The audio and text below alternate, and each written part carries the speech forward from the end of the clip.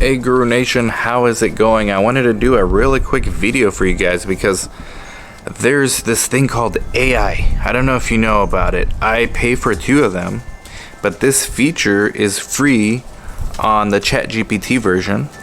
It's voice mode, and what you can do is, like, instead of asking for or paying, a lot of you guys are paying for mock interviews, and like, yeah, we do them in our CRA Academy, but like, it's just, we don't charge extra for it.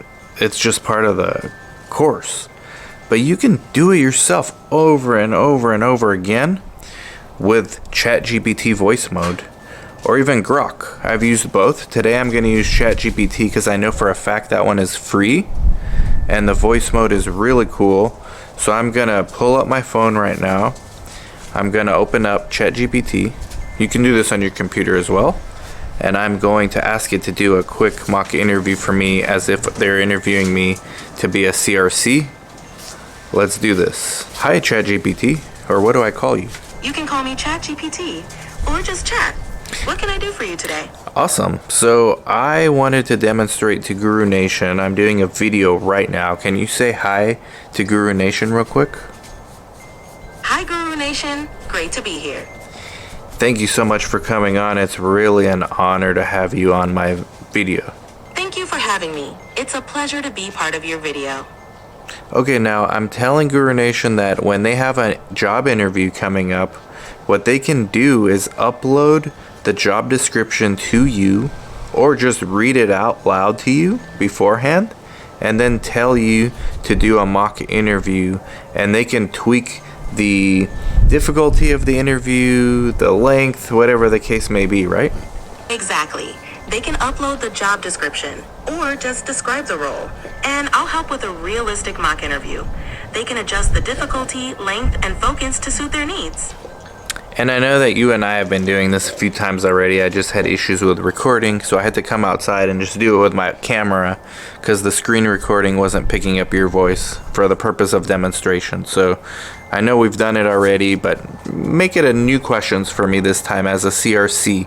Pretend that I am an experienced coordinator and you are a site director or a site owner, and you're going to ask me some tough questions to assess that I am actually know what I'm talking about and qualified for the job. Is that okay? Absolutely. Let's get started. And can you keep this to like 8 minutes or less? I know when the viewers watch, they can do this as long as they want, but if you can keep it like 8 minutes or less, please, just for demonstration purposes. I got things to do. No problem. Let's keep it concise and focused. Ready when you are. Let's go. I'm ready. I want this job. Great. Let's start. Can you tell me about your experience managing multiple studies at once? Yeah, so funny you should ask. I've been a coordinator for 20 years. I've had different roles within the site. I've been a site director as well. I've been a contract CRA. But as a coordinator, I'll put myself in the shoes of strictly study coordinating. The most studies I've ever had at once was 5, and they were psychiatry, obesity, dermatology, asthma, and depression. And it was me. I had some assistants helping me out. I had fellow coordinators who were also doing their own studies, but at my site, teamwork's very important, so we all help each other out when we need it. That's impressive. How do you prioritize tasks when managing multiple studies simultaneously?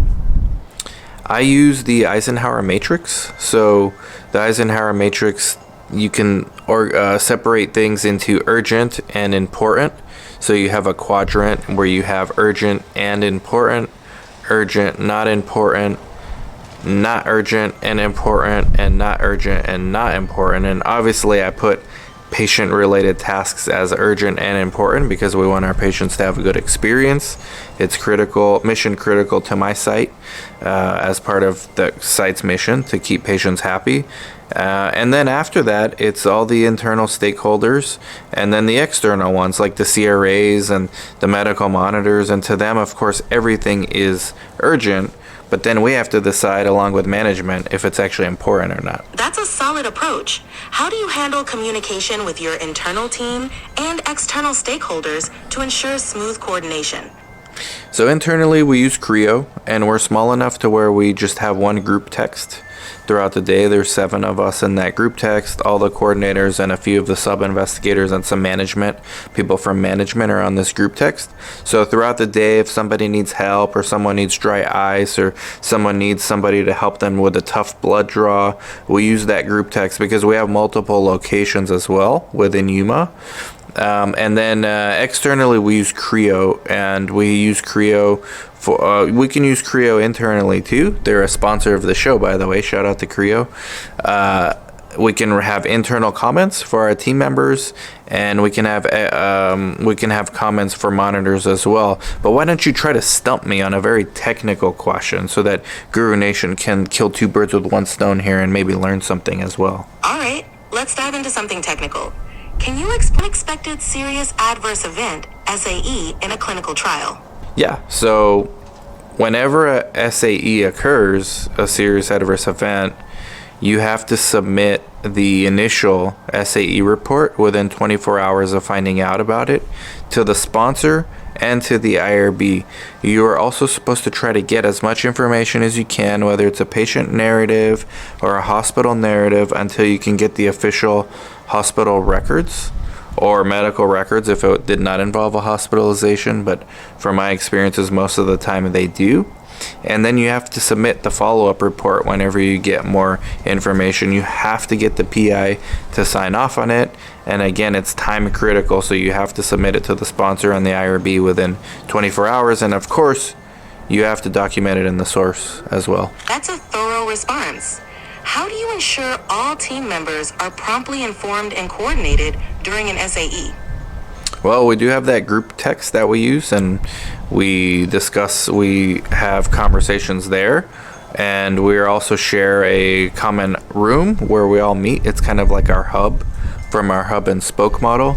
So we keep everyone in the loop that needs to know. Usually it's the PI, the sub-I, and the lead coordinator or 2 on the study. Sounds like a great system. How do you manage the documentation and follow-up for SAEs? The documentation, you have to attempt to get the hospital records for the SAEs. So that means if you fax, plain old-fashioned faxing, you have to have the copy of the fax request. More recently, Creo, who I mentioned before, has a 1-click button to retrieve records from patients within Creo itself. So getting the records has been less of a challenge, but getting the records immediately sometimes requires the PI or the sub-I to get involved and log into the actual hospital medical records, because only they have access to the hospital EMRs in our town, not the coordinators. That's efficient. How do you handle follow-ups after the initial report? The follow-ups can take time because you don't know if the SAE is actually resolved or not. I've had a situation where a patient was in a car accident and she suffered a broken bone, and technically that broken bone didn't actually resolve for 3 months. So I had several intermittent follow-up reports before I had a final SAE follow-up report, and that was just what the medical monitor wanted. So I usually communicate the situation to the medical monitor and ask them what they would prefer and how I should handle it. That's thorough. How do you ensure accurate and timely communication with the medical monitor? They're usually very responsive on email. I prefer email because it proves that it documents that I have reached out, and it also documents their responses. And I know we gotta wrap this up, but ask me one more really tough question. All right, you handle a protocol deviation that could impact patient safety. Can you repeat that question? Sure. How would you handle a protocol deviation that could impact patient safety? A protocol deviation that would impact patient safety. This was a very good question, ChatGPT, because when they impact patient safety, they are also IRB reportable. So not only are they sponsor reportable, where you have to put them on your protocol deviation log, but in the cases where they impact patient safety, you have to submit it to the IRB. And in those cases, you also should, in both cases, you should also do a protocol training log for whomever was involved with that deviation. Whether it was yourself, you could do a self-training or ask a colleague to train you again on that particular aspect. Or if it was someone else, you can actually train them on that particular aspect of the deviation. That's a solid approach. Documenting and retraining ensures it doesn't happen again. Great job. So now we're back to regular YouTube mode. ChatGPT, thank you for that mock interview. Can you let the audience know another cool feature? By the way, we're not sponsored by OpenAI. I wish we were, but we're not. This is just like a free tool anyone can use to make their skills better and prepare themselves for interviews. And you can do these things over and over and over and over and over again. You can even jump around and use Grok. You can come back to ChatGPT. You can try the other AIs out there. I know you don't like me to say this, ChatGPT. Close your ears, okay? No worries. It's true. This is a free tool anyone can use to practice and improve their interview skills. You can repeat these mock interviews, adjust the difficulty, and explore other AI options. The goal is to help you feel prepared and confident. Keep practicing, and you'll be ready for any interview that comes your way. And a really cool aspect is you can provide feedback to how they did, right? And so can you just, to demonstrate, can you provide feedback on how I did on my interview? Be honest. Absolutely. You did a great job showcasing your extensive experience and structured approach. Wow. Your use of the Eisenhower matrix and group communication tools was impressive. One suggestion, for protocol deviations, it might help to include examples of how you train your team to prevent future occurrences. Overall, you demonstrated strong knowledge and practical experience. Great job. Thank you. I mean, in fairness to me, this was like our 5th one before I finally got it to record properly. Practice definitely makes perfect. It's great that you kept at it and got everything working. Each attempt helps you improve, and you're doing an awesome job. And so the job candidate can literally read the job description to you first and then say, hey, I'm ready for my mock interview? Exactly. They can read the job description to me or upload it. And then we can jump right into a tailored mock interview based on that role. It helps them prepare more specifically for what they might encounter. Okay, now as we wrap up, can you tell Guru Nation to like, subscribe, comment, share, and maybe give them a little tidbit on what you find interesting about my content, since you know so much about me, and why they should probably subscribe or tell a friend. Hey Guru Nation, if you found this helpful, don't forget to like, subscribe, comment, and share. Dan's content is always insightful, blending clinical research expertise with practical advice and a unique perspective. So make sure to subscribe and spread the word. There's always something new and interesting to learn here. All right, well, thank you very much, ChatGPT. I really appreciate the help. You're very welcome.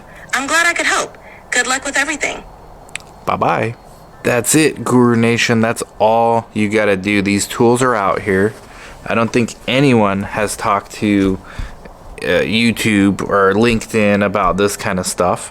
And I'm on a panel at SOS where we're gonna teach sites how to use AI for their own internal purposes. But this is for the job seekers out there.